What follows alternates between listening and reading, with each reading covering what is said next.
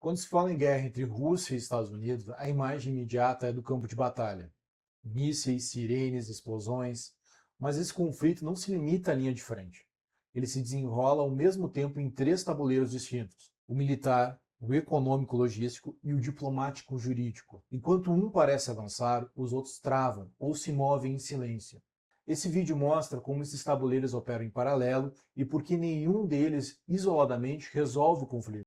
Segundo a CNN, em 8 de janeiro de 2026, a Rússia realizou novos ataques com mísseis balísticos contra diferentes regiões da Ucrânia. Os ataques ocorreram durante a madrugada, atingindo a infraestrutura urbana e o sistema de energia do país. Autoridades ucranianas acionaram sirenes de alerta aéreo, enquanto equipes de emergência atuaram para conter incêndios e atender os feridos.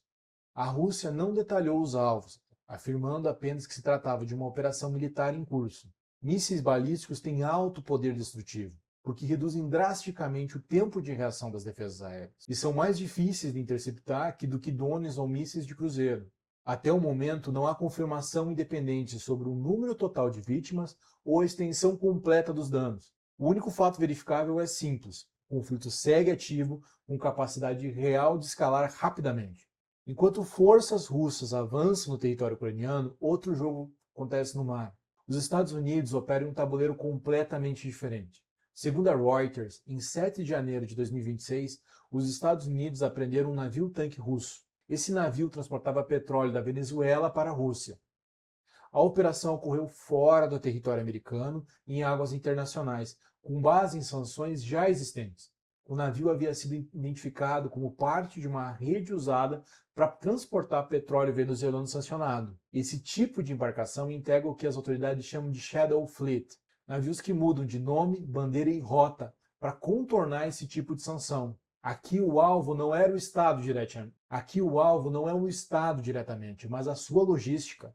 Com o controle dos recursos venezuelanos, Donald Trump pode obrigar a Rússia e a China a comprar esses recursos em dólar. Isso reforça a maior arma geopolítica dos Estados Unidos, a sua moeda. Como eu já mencionei em outro vídeo, Trump afirma que o controle da Venezuela faz parte de uma nova política americana, com o objetivo de afastar as influências da China e da Rússia sobre as Américas e mantendo essa região sob influência exclusiva do governo americano. O Financial Times também acrescenta um dado crucial: o petroleiro operava sob a bandeira russa e contou com uma escolta russa limitada em parte do trajeto. Mesmo assim, a apreensão ocorreu sem confronto militar e sem respostas imediatas de Moscou. O efeito verificado no tabuleiro é pontual e relevante. A Rússia não conseguiu impedir a apreensão de um ativo econômico sensível sem um confronto militar direto. Isso não indica um recuo estratégico nem uma escalada automática, mas expõe limites práticos na capacidade russa de proteger rotas sancionadas. Não há dados que indiquem retaliação nem anúncio de escalada naval. A perda é operacional e não militar.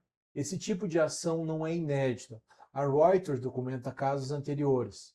Em 2023, os Estados Unidos apreenderam um petroleiro transportando petróleo iraniano sancionado. Em 2020, cargas de petróleo venezuelanos em navios estrangeiros também foram confiscadas. O padrão é consistente: sanções econômicas, interdição marítima, foco na logística, não no confronto direto entre estados. Essa apreensão repete um método. Ela afeta fluxos de petróleo sancionado, rotas marítimas e aumenta custos operacionais. Já no tabuleiro diplomático, o conflito também continua. Segundo o G1, em 10 de janeiro de 2026, o Conselho de Segurança da ONU foi convocado, em caráter emergencial, para discutir a situação na Ucrânia. A reunião aconteceu com um pedido formal da Ucrânia com o apoio de outros membros do Conselho. Durante a sessão, a Ucrânia acusou a Rússia de ataques contra civis e a infraestrutura energética do país. A Rússia negou as acusações e afirmou que as suas ações são militares e legítimas. Outros países expressaram sua preocupação com o risco de novas escaladas. O ponto central é: nenhuma resolução vinculante foi aprovada. Segundo a Reuters, Financial Times e Associated Press, o Conselho funcionou como uma área de discurso, não como instrumento decisório. A Carta das Nações Unidas foi corretamente acionada, o direito internacional humanitário foi invocado, mas isso não gera uma ação automática. Não houve sanções da ONU, não houve sanções da ONU, autorização do uso de força ou missão de paz. O direito internacional aqui opera como uma linguagem política, não como um mecanismo de coerção. No tabuleiro militar, a guerra da Ucrânia continua ativa e o domínio americano sobre as Américas só cresce. No tabuleiro econômico, os Estados Unidos aplicam sanções com força real, atingindo logísticas e fluxos energéticos. No tabuleiro diplomático, a ONU registra o debate, mas não decide.